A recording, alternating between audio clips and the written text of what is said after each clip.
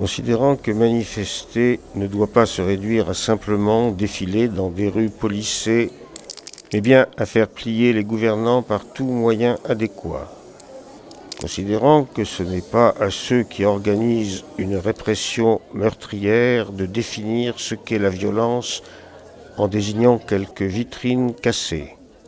Considérant que les prétendues forces de l'ordre ont pourtant reçu les armes et les consignes à même de briser tout ce qui ne serait pas un défilé policé.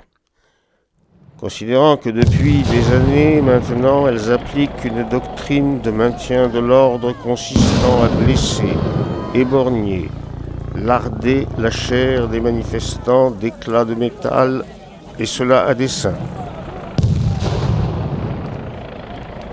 Considérant qu'une telle stratégie, en blesser un pour en effrayer 100, vise essentiellement à dissuader quiconque de manifester, vise à établir comme normal le fait que désobéir puisse se payer d'un œil, d'un nez, d'une mâchoire, voire désormais de la vie.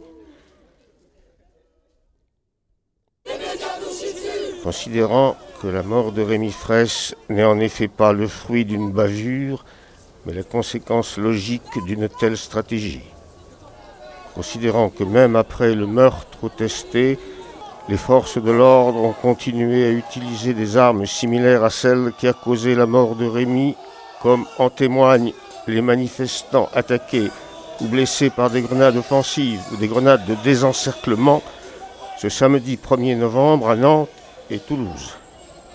Considérant qu'il est plausible que de tels événements se reproduisent. Considérant que la stratégie de communication cyniquement mise en œuvre par le gouvernement dans de telles occasions consiste d'une part à contrôler la circulation des informations afin de contenir l'émotion populaire, d'autre part à mettre en cause de petits groupes organisés d'émeutiers, là même où c'est toute la population qui, par sa présence résolue, appuie l'émeute. Considérant que ce n'est bien évidemment pas les émeutiers qui sont complètement isolés de la population, mais bel et bien le gouvernement et sa police. Considérant que les forces de police n'ont de légitimité que celle de l'ordre politique qu'elles conspirent à maintenir.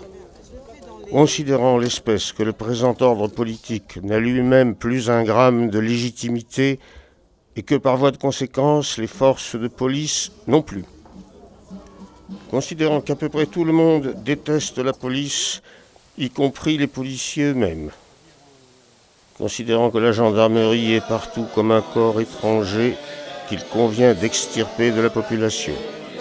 Considérant enfin que ces gens sont armés et dangereux, et qu'ils sont finalement assimilables à une milice au service d'intérêts tout autres que ceux du peuple. Considérant que l'humanité a vécu sans police pendant assez de siècles et en assez de lieux, pour trouver en elle toutes les ressources d'une vie débarrassée de pareilles verrues, considérant que nous sommes bien assez grands pour trancher nos conflits et penser nos façons de vivre par nous-mêmes.